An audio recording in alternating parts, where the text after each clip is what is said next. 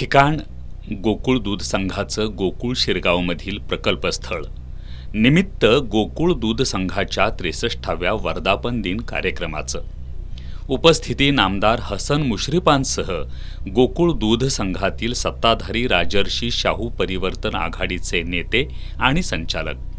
या कार्यक्रमात परिवर्तन आघाडीचे नेते आणि काँग्रेसचे विधान परिषदेतील गटनेते आमदार सतेज पाटील यांनी उपस्थितांची नावं घेताना एक गुगली टाकली आणि उपस्थितांच्या भुवया उंचावल्या.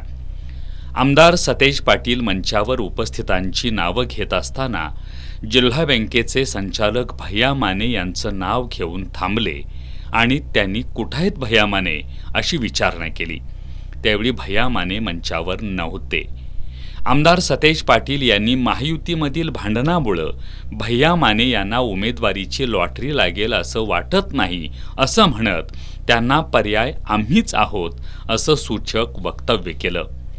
जिल्हा मध्यवर्ती बँकेचे संचालक भैया माने, कुठं भैया माने गेले वाटतं, भैयाला सांगणारे पर्याय आम्हीच आहे म्हणून.